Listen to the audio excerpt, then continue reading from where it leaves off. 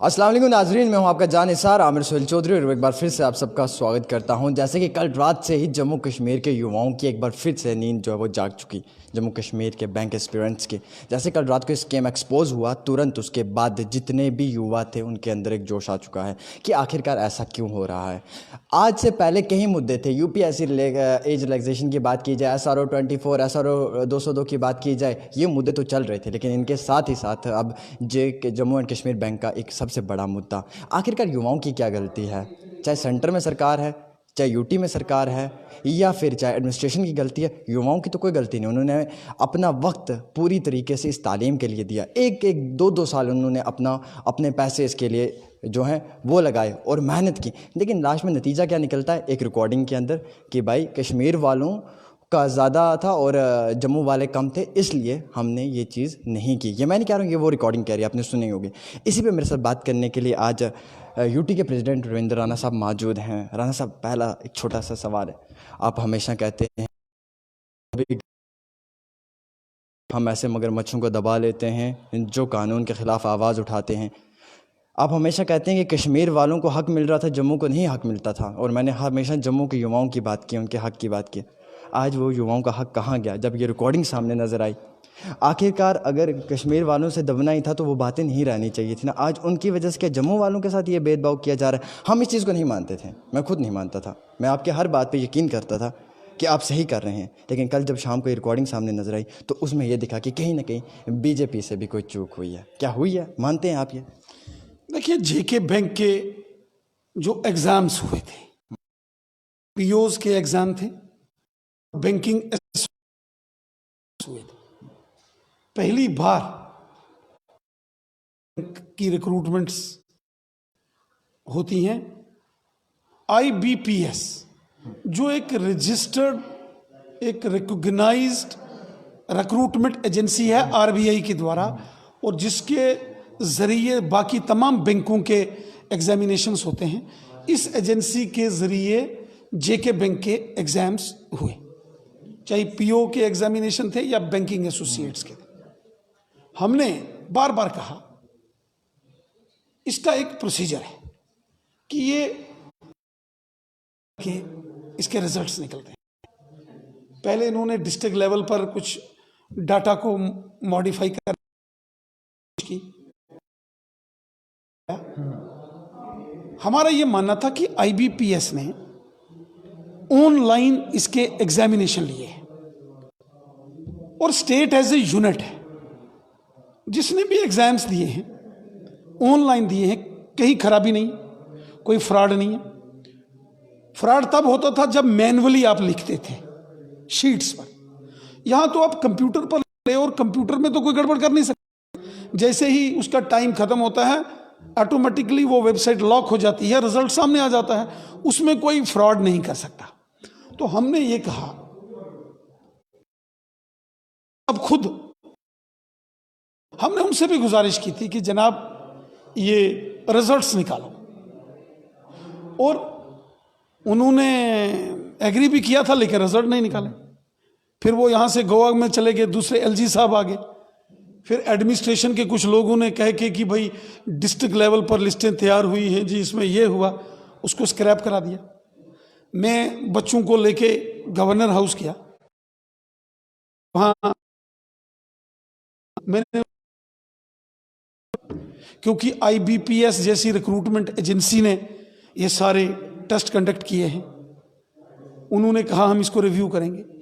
और कल अलबत्ता एक ऑडियो क्लिप जिसका जिक्र आपने किया है वो आया है, उसमें जो हमारे पुराने गवर्नर साहब हैं सतपाल मलिक साहब, वो कुछ बोलते हुए नजर आ रहे हैं। अब खुद जिन्होंने बात की वो जाने ये सही है या पब्लिक डोमेन में कैसे। आप मानते हैं ये सही नहीं है? नहीं, मैं ऐसा नहीं कहता। मैं कहता हूं क्योंकि मेरे सामने तो हुई नहीं, लेकिन अगर मान भी लिया जाए कि ये सही है, जैसे वो बच्चे बोल रहे हैं, सतपाल मलिक साहब की आवाज लगती है, और जो बच्चे जिनको मैं जानता हूं और शायद जिन्होंने बात की है, मैं उनको भी आवाज मिलती है, आवाज की तस्दीक की जा सकती है, वो ठीक है कि ये इधर हो गया उधर हो गया। हमारा ये मानना है कि जब रिटन टेस्ट हुए थे तो उनके टाइम हुए थे, और वो यहाँ अभी गवर्नर थे।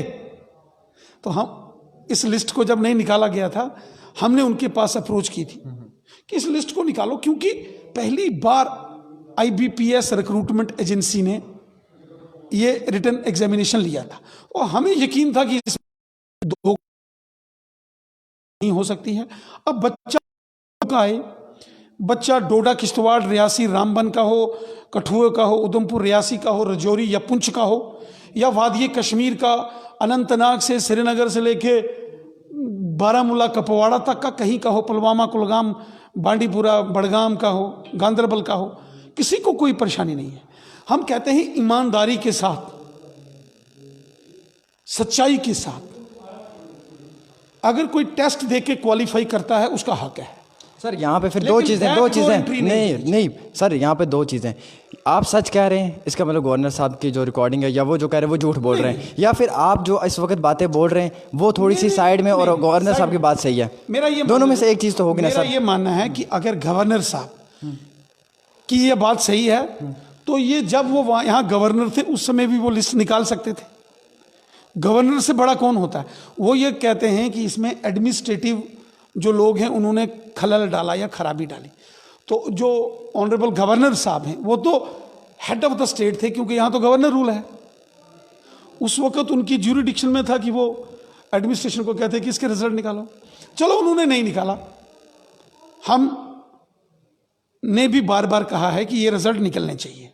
बच्चों ने बड़ी मेहनत की है, यहाँ से अमृतसर, पंजाब जा जाके बच्चों ने टेस्ट दिए हैं, चंडीगढ़ जाके दिए। सेंटर में भी बीजेपी थी, स्टेट में भी बीजेपी थी। गाइडलाइन भी कोई चीज़ होती है सर, उसको भी गवर्नर साहब मान सकते हैं, गाइडलाइन को भी लेकर चलते हुए, ये आप भी मानते हैं, कानून में भी है। ऐसे ही गवर्नर साहब कोई भी चीज़ अपनी मर्जी से नहीं करते जब तक उनको सेंटर से कोई आदेश नहीं आएगा। तो मानिए कि स्टेट के बीच में आपका रोल रहा था धर्मेंद्र राणा साहब, क्योंकि आप हमेशा कहते हो कि बेइम्तियाजी होती है, यानी कि फ़र्को फ़र्की जिसे कहते हैं, जम्मू के युवाओं के साथ हो रही है फ़र्को फ़र्की। अब आप मानते हैं इस चीज़ को? अभी भी नहीं मान रहे आप? नहीं, देखिए, फ़र्को फ़र्की जिसकी आपने बात की है, जिस इनजस्टिस की बात की है, बहुत क्रिमिनल इनजस्टिस एक ज़माने में होता था। जम्मू की बात करता हूं तो ये कठुआ से लेकर रजौरी, पुंछ, किश्तवाड़ से लेकर रामबन, गूल, अरनास, गलाबगढ़, मोहर, चसाना तक है। पूरा जम्मू डिवीजन की बात करता हूँ। एक ज़माने में बहुत बेइम्तियाजी होती थी, अब नहीं होती है, अब ना होगी। इसलिए सिस्टम ट्रांसपेरेंट हो गया है। ज़्यादातर नौकरियों में से ये वाइवा ख़त्म कर दिया गया है। वाइवे में ही एक बच्चा रिटन टेस्ट में से 100 में से 80 नंबर लेता था, उसी को वाइवे में 50 में से उसको 10 नंबर देते थे, वो रह जाता था। एक जो 100 में से 50 नंबर लेता था, उसको रिटन में और 50 में से 45 नंबर देके उसको पास कर दिया जाता था। तो ऐसे बहुत सारे मामला पहले थे। ये राणा साहब, ये तो चीज़ें सही हैं, आपकी मानता हूँ, ये पॉलिसीज़ हैं, इसके हिसाब से होगा। उस चीज़ पे मैं नहीं जाना चाहूँगा। मेरा आज का जो मुद्दा है वो ये है कि युवा जो हैं, युवाओं का क्या होगा। देखिए, उनकी तो कोई गलती थी नहीं, उन्होंने पढ़ा, उन्होंने मेहनत की, उन्होंने एग्ज़ाम दिए, उन्होंने बाकायदा उसमें पूरी मेहनत की, दिलो जान से इंतज़ार किया। हालांकि वो इतने सीधे साधे बच्चे हैं ना ये, कि इन्होंने भरोसा कि उसके बाद ही चुप हो गए। लेकिन शायद ऊपर वाले की मर्जी थी कि ये स्कैम सामने आना था। आज जब ये स्कैम सामने आया तो अब उन बच्चों की भी आंखें खुल रही कि हमारे साथ हुआ क्या। मैंने कहा फर्स्ट डे से हम इनके साथ हैं। जब सत्यपाल मलिक साहब यहाँ गवर्नर थे तब भी हम उनके पास भी गए थे, और जब अब लेफ्टिनेंट गवर्नर साहब हैं हम इनके पास भी गए। आपने सर मुझे भी कहा था 50 नौकरियाँ, आपको याद होगा डोमिसाइल से सर, आपने कहा था डोमिसाइल ला आएगा 50, याद होगा आपको भी मुझे भी। 50,000 नौकरियां दूर की बात है, जो दी हुई हैं वो भी छीन ली गई हैं गरीबों से, वो भी इनके हाथ में नहीं है। आप एक बात देखो कि डोमिसाइल कानून आ गया, जिसका हम जिक्र कर रहे थे। मैंने सबसे पहले आपके चैनल पर बोला था कि जो पुराना डोमिसाइल आया है मैं इसको चेंज कराऊंगा, मैंने कराया। आपने मेरे को सवाल पूछा था कैसे 90% दोगे, मैंने आपको बताया था, ऊपर वाले की रहमत हुई, हम उसमें कामयाब हो गए। फिर हमने ये कहा था कि जो गुजर बकरवाल की मूवमेंट्स के ऑर्डर थे वो भी यकीन नहीं कर रहे, वो बच्चे भी कह रहे सेशनल टीचर्स की, अगर जेके बैंक वालों के साथ ये हुआ कल को हमारे साथ भी होगा। आप उनको यकीन दहानी में देता हूं। देखो, तो क्या मैं हाथ पर हाथ रख के बैठ जाऊं?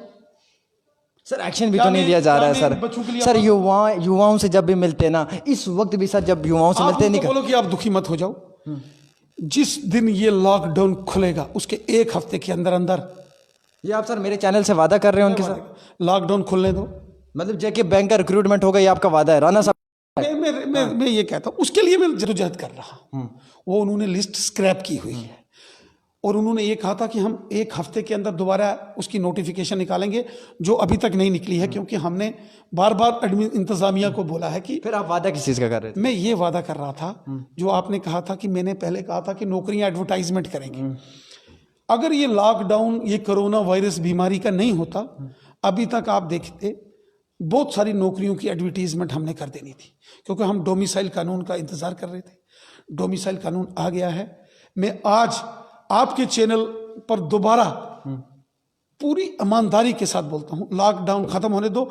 जिस दिन खत्म होगा 1 हफ्ते के अंदर अंदर आप देखेंगे यहां नौकरियों को हम एडवर्टाइजमेंट करेंगे और नौजवानों को। 2018 के बाद ये भी कहा गया कि बैकडोर एंट्रीज हुई है। राणा साहब, ये जेके बैंक का इतना बड़ा स्कैम क्यों बढ़ा? 2018 में नहीं हुई, 2018 से पहले हुई। अच्छा। और जो पुराना सिस्टम था, पुराना निज़ाम था, उसमें बैकडोर अपॉइंटमेंट्स भी हुई, गफलेबाजी भी हुई। जेके बैंक से पुराने सियासतदानों ने लूटा। वो मैं जो पहले बात कहता था, मैं उस पर आज भी उस पर अडिग हूं। मैं फिर से कहता हूं, ये यहाँ गवर्नर रूल नहीं लगता, ये 370 आर्टिकल नहीं खत्म होता। ये जेके बैंक के अंदर जो आपके, हम जो गरीब लोगों के अकाउंट हैं, ये सब बर्बाद हो जाना था। ये शुक्र ऊपर वाले का, ये जेके बैंक बचा है। अभी जो जम्मू कश्मीर के बैंक एक्सपीरियंस हैं, इनके लिए क्या पैगाम है? क्या है सर? इस मेरा इंटरव्यू से कोई मुद्दा ही नहीं निकला, कोई मकसद ही नहीं निकला, कोई बात ही नहीं। मकसद ये है कि मैं ये जो क्लिप बच्चों ने लिया है, मैं उनसे बहुत सारे सोशल मीडिया पर और भी क्लिप्स चल रहे हैं, लेकिन ओरिजिनल वाला क्लिप है, मैं उनसे ले रहा हूं। और मैं लेफ्टिनेंट गवर्नर साहब जो अभी मुर्मू साहब हैं, मैं उनसे बात करें। बस मैंने अभी इसके बाद में तुरंत उनको फ़ोन करके उनसे टाइम लेके मैं उनके पास जाऊंगा और उनको बताऊंगा कि ये उनको भी गलत ब्रीफ किया। आज आप मान गए कि जम्मू वालों के साथ हुआ है बदसलूकी, आप मानेंगे? देखिए, मैं आपको बताऊं, हम ये चाहते हैं हर काम में ईमानदारी और ट्रांसपेरेंसी। वो तो दिखती नहीं सर आज के वक्त में। नहीं होगी। अब धीरे धीरे ये पुराने कहते हैं ना, सांप का डसा हुआ रस्सी से भी डरता है रात को। तो पुराने ज़माने के ये ज़ख्म जो पुराने हुक्मरानों ने दिए थे, मैं आपको यकीन देता हूं कि ये ज़ख्म अब नहीं होंगे। ईमानदारी और ट्रांसपेरेंसी है, अकाउंटेबिलिटी है, सब कुछ ऑनलाइन है। अब आप किसी चीज़ को छुपा नहीं सकते। जेके बैंक भी एक ज़माने में आरटीआई के तहत नहीं आता था, हमारी सरकार ने उसको आरटीआई के तहत लाया है। और हम यकीन दहानी देते हैं आपको, इस मामले की पूरी तहकीकात होनी चाहिए। मेरा ये मानना है, इस वीडियो के आने के मामले की तहकीकात होनी चाहिए, इंक्वायरी होनी चाहिए, दूध का दूध और पानी का पानी अवाम के सामने आना चाहिए। यानी कि अब जो आपके मेरे साथ ये बातचीत हुई है जेके बैंक के सारे स्कैम को लेकर, इस पे आप युवाओं को ये भरोसा दे रहे हैं कि आप इस पे जल्द से जल्द कोई कदम लेंगे और बहुत जल्द ही ये audio clip lieutenant governor Murmu साहब को देने वाला हूं। उनको देने के बाद क्या होगा सर? उनसे जो पूरी बातचीत होगी, वो हमारे स्टेट के हेड हैं, मैं तो चीफ हूं अभी, मैं तो एलजी साहब ही मालिक हैं रियासत जम्मू कश्मीर के। मैं उनसे बात कर सकता हूं, उनसे बोल सकता हूं, उनके साथ आर्गूमेंट कर सकता हूं, और मैं करूँ। इतना बड़ा मुद्दा बनने के बाद भी क्या आपको लगता है कि अब भी इनको हक इंसाफ अगर ना मिले तो क्या फिर इस स्टेट या सेंटर की सरकार का कोई फ़ायदा है युवाओं के लिए, जो युवा अपना एक कीमती वोट जाके देते हैं? बात करेंगे। मैंने पहले भी बात कही थी कि कहीं भी अगर कोई परेशानी आएगी तो एलजी साहब ने कहा था कि हम इन हर्डल्स को, बॉटलनेक्स को दूर करेंगे। और मुझे यकीन है, मुझे विश्वास है गवर्नर एलजी साहब पर, ये बहुत ही एक मायानाज आदमी है, मेहनत कश आदमी है, दर्द दिल रखने वाले एक शख्स हैं, और मुझे लगता है कि एलजी साहब बच्चों के साथ इंसाफ करें। मेरे साथ खास बातचीत पे मौजूद थे यूटी के। अब ये वादा है कि लॉकडाउन के बाद तुरंत 50,000 नौकरियां जो हैं वो युवाओं के लिए निकाली जाएंगी, उनकी एडवर्टाइजमेंट की जाएगी। और ये जो आज का मुद्दा था जे.एंड.के बैंक के फ्रॉड को लेकर, उस पर इनका कहना है कि मैं लेफ्टिनेंट गवर्नर साहब से मिलूंगा, मैं उन्हें ये ऑडियो क्लिप दूंगा और इस पर तुरंत और जिस हद तक हो सकता है उस हद तक इन बच्चों का साथ दूंगा, क्योंकि अब लगता है कि इनके साथ गलत हुआ है शायद। सर एक आखिरी सवाल रहता है मेरे जहन में, अचानक से आ गया। लास्ट टाइम जब बातचीत हुई थी आपने कहा था सेशनल टीचर्स के लिए कि उनका भी जल्द से जल्द मसला सॉर्ट आउट होगा, लेकिन वो भी अभी तक नहीं हो। क्यों? जब एक स्कैम सामने नजर आया अब उनका भी भरोसा टूट गया। वो अलग इशू है, वो ऑलरेडी काम कर रहे हैं, टेम्परेरी हैं। पूरे मुल्क का जो कानून है अगर यहाँ वो लागू होगा तो वो उस कानून के तहत आएंगे। आपने कहा था 370 टूट गया, अब तो वो कानून लागू होगा, ऑटोमेटिक लागू होगा। फॉरेस्ट एक्ट लागू होगा, गुजरू बकरवालों के लिए जो रिजर्वेशन है, पॉलिटिकल रिजर्वेशन, वो लागू होगी। आप डिलिमिटेशन होने दो, सारी चीज़ें होंगी, ये बेइम्तियाजी ख़त्म होगी।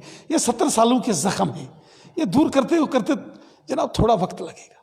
और दूसरा, अभी आज तो एक नया वाला जख्म भी बहुत बड़ा दे दिया है। आप एक बात माने, आपका गुस्सा, लोगों का गुस्सा, आपके सवालात जायज़ हैं, लेकिन अभी एलजी साहब का डायरेक्ट रूल है। जिस दिन बीजेपी का, आपको हमारा जब चीफ मिनिस्टर होगा वहाँ, और जब आप इस प्रकार के सवालात पूछेंगे तो मैं आपको डायरेक्ट जवाब दूंगा, लेकिन थोड़ा सा उसके लिए कुछ वक्त इंतज़ार करना पड़ेगा। अलबत्ता हम एलजी साहब से भी ये सारे मामला डिस्कस करके, मुझे यकीन है कि वो भी दर्द दिल रखने वाले शख्स हैं और वो इन मामला पर गौर करके इनका मसाइल का हल करेंगे।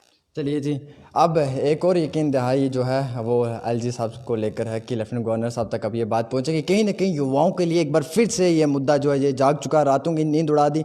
जब कल ये स्कैम एक्सपोज हुआ उसके बाद युवाओं का जो जोश था वो सोशल मीडिया पे दिख रहा था कि आखिरकार ऐसे जम्मू के युवाओं के साथ क्यों हो रहा है, जबकि कश्मीर के युवा जो हैं वो हमेशा उनके लिए उनके मेन पॉलिटिकल पार्टी के लीडर्स बात करते हैं, और हमारे जम्मू के जो युवा हैं और जो यहाँ के लीडर्स हैं ये हमेशा कहते हैं कि जम्मू वालों के साथ नाइंसाफ़ी हो रही है, नाइंसाफ़ी हो रही है, जम्मू वालों को उनको हक नहीं मिल रहा है। जब लेकिन कल ये रात को स्कैम एक्सपोज हुआ उसके बाद ये दिख रहा था कि बिल्कुल उनको उनका हक नहीं मिल रहा है, सिर्फ यहाँ पर बातें की जा रही हैं। इसके बाद मैं आपको ये भी यकीनन तौर पर कहूँगा कि अब अगर इसके बाद भी इन युवाओं के लिए कोई फ़ैसला ना लिया गया तो मुझे नहीं लगता है, जब तक कि इसके बाद भी अगर इतना बड़ा स्कैम एक्सपोज होने के बाद भी इन युवाओं का हक नहीं मिला, तो फिर मुझे नहीं दिखता कि आगे 70 सालों में भी ये चीज़ दिखेगी। उसके बाद मैं खुद का माइक भी ऐसे छोड़ दूंगा और मैं भी आप लोगों से हाथ जोड़ के माफ़ी मांगूंगा कि मेरे जर्नलिज़म में भी अब ताकत नहीं रही है, क्योंकि ये जर्नलिज़म यहीं पे ख़त्म होता है अगर अब भी ये स्कैम एक्सपोज होने के बाद इन युवाओं का इनका हक नहीं मिला। फिलहाल अब दिखते हैं तस्कीन न्यूज़ 24/7